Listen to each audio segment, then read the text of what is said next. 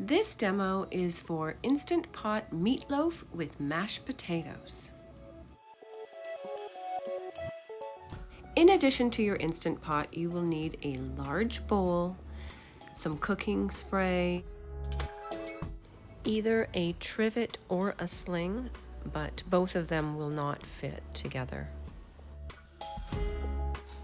I'm just using the sling so that I can get the bundt pan in and out of the Instant Pot easily. You will need some gloves because we're going to be mushing up some meat here, but if you don't have those types of gloves, use your dish gloves. They're perfect. And you'll need a grater. For a second portion of this, you will need a spatula, a whisk, some measuring spoons, a measuring cup, and a smaller bowl. For the meatloaf ingredients, you will need 2 pounds of ground meat of your choice. I am using half ground pork and half ground venison. Next, you will need half of a regular size grated onion or 1 small onion like I'm using, half a cup of grated Parmesan cheese, 1 cup of breadcrumbs. The gluten-free option here is to use gluten-free breadcrumbs. For salt, pepper, and herbs, I've used 1.5 teaspoons of salt, half a teaspoon of pepper, 2 tablespoons of fresh chopped parsley, 1 teaspoon of dried basil, 1 teaspoon of dried crushed rosemary, and 1/4 teaspoon of oregano.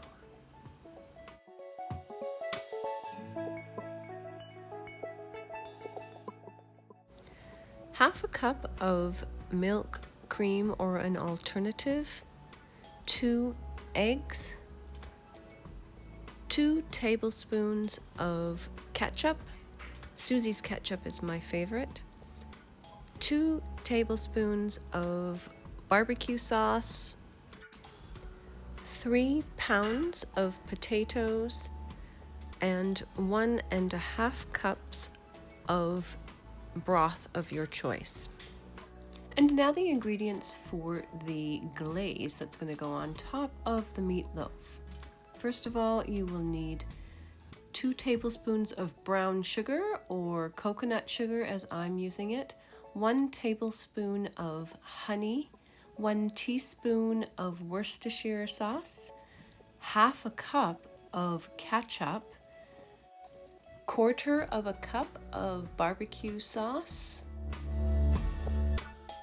and a tablespoon of mustard. This is just regular sandwich mustard, and a tablespoon of balsamic reduction or balsamic glaze. This Nona Pia's balsamic reduction is really good.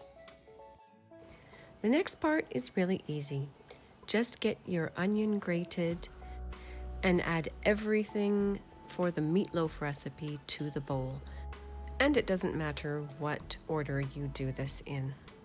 So that would be the meat, the onion, the Parmesan, breadcrumbs, salt, pepper, herbs, ketchup, barbecue sauce, and then we're going to beat the eggs and milk together and add that all to the bowl.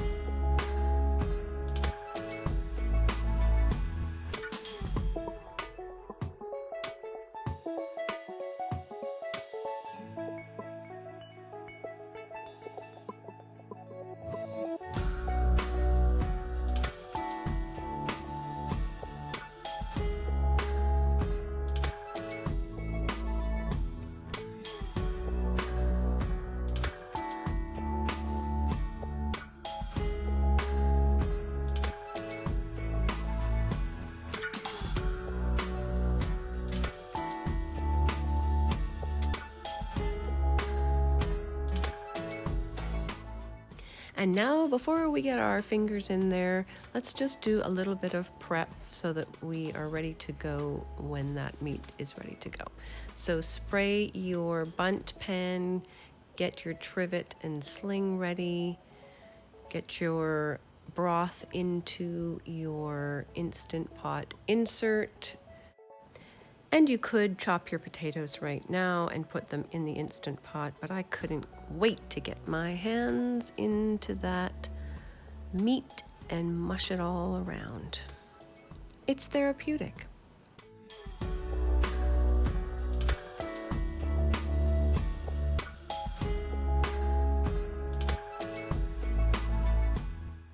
And once everything is incorporated, get it into your bundt pan and press it down enough so that it does get formed into the mold and there shouldn't be anything coming over top.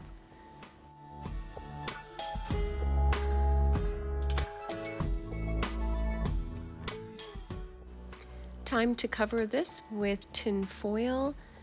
Make sure that you spray the underside of the tin foil and poke a little hole into the tin foil so that you can leave that hole open for the venting to come right through the center of the bundt pan. So here's where you want to also make sure that that tin foil doesn't come up in the center. So you're going to take a few pieces and add it to the center so that you can wrap it around. I am looking at some other option of maybe a rubber tube or something to stick in here, but the point is that the center can rise up and then moisture can get under the tin foil, and we don't want that. Before we put that into the Instant Pot, we need to get the potatoes in. So you can chop them really in any form that you like. Mine are German butter potatoes and they're not very large, so I am just chopping them mostly in half. Arrange your potatoes in the bottom of the insert pot and just try to make it even. And here's where you could make garlic mashed potatoes. So add in your cloves of garlic if that's what you're using. Half a teaspoon of salt, half a teaspoon of pepper here, and then you can taste it later and add in more. And then take your meat and put that right on top. You do need to make sure that there is a little bit of space at the top so that your lid will close. And if it is too high, just chop up your potatoes smaller. Make sure your steam valve is set to sealing, not venting. Select your pressure cook function and adjust that time to 35 minutes on high and press start. When this is done, we will be doing a quick pressure release. In the meantime, let's get the glaze ready because this glaze is crucial to this dish. So half a cup of the ketchup and quarter of a cup of the barbecue sauce,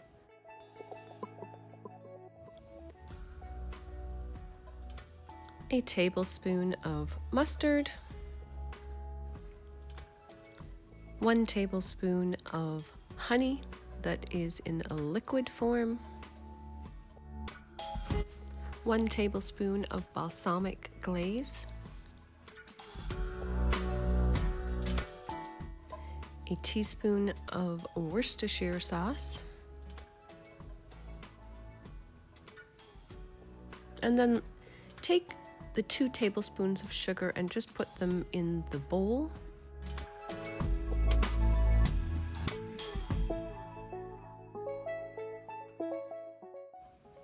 And add all of the other ingredients to the bowl and give it a good whisk.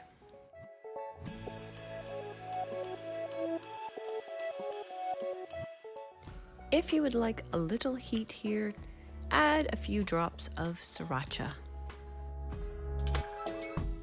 When your Instant Pot timer goes off, give it a quick pressure release and head over to your oven to put the setting on broil.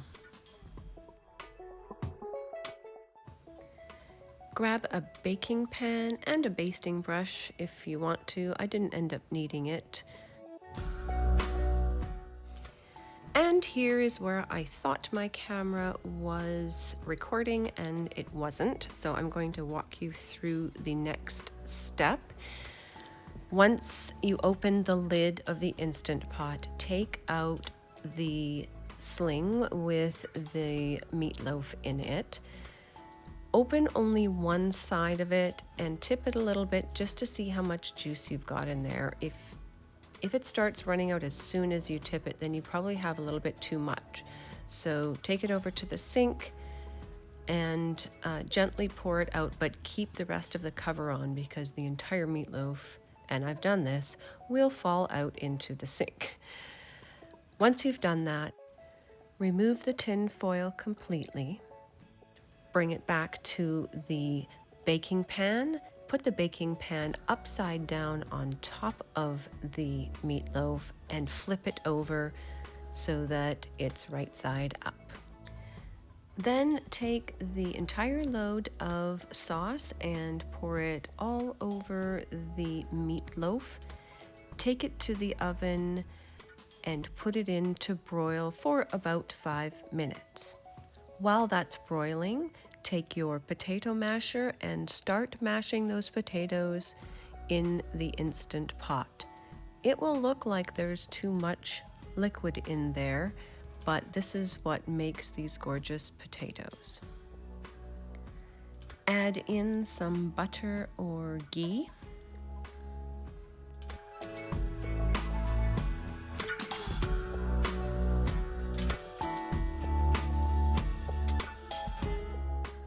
Give it a taste and see if you need any more salt and pepper.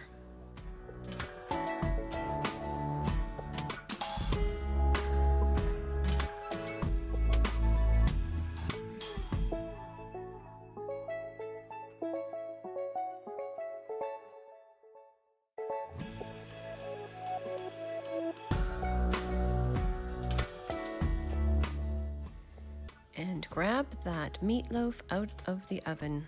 You wouldn't believe how this smells.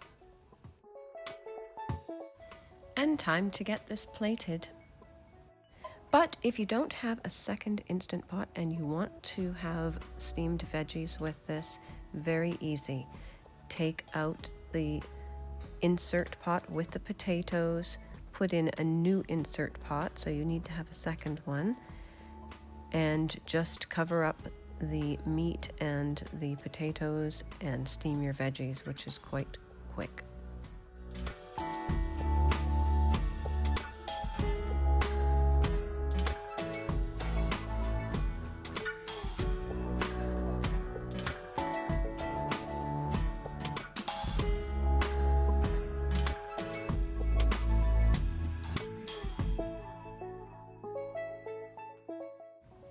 I hope you enjoy as much as we did.